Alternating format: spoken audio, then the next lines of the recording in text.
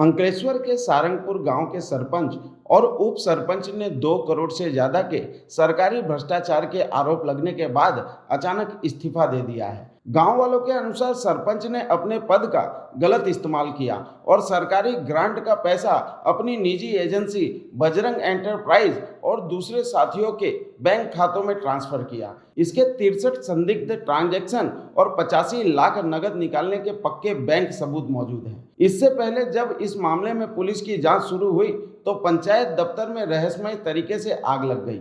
अब यह दावा करते हुए कि यह इस्तीफा सिर्फ कानून से बचने की कोशिश है, गांव वालों ने सबूत तालुका विकास अधिकारी टीडीओ को सौंप दिए हैं और दोनों के खिलाफ कानूनी आपराधिक कार्रवाई की मांग की है।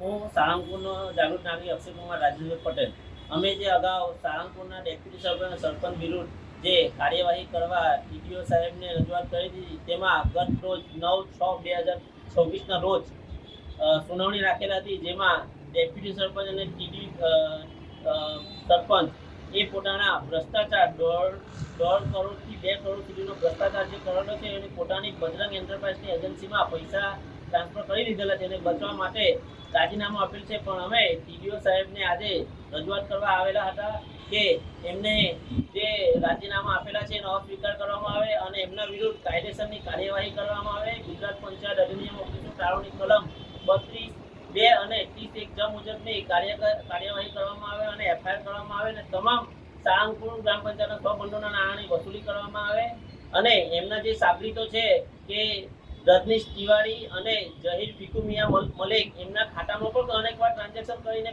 રકમ પૈસા નાખેલા છે, એ પણ તમામ રિકવર કરવામાં આવે એવી અમારી ટીડીઓ સાહેબને રજૂઆત છે। જય હિન્દ, જય ભારત, જય જય ગરવી ગુજરાત।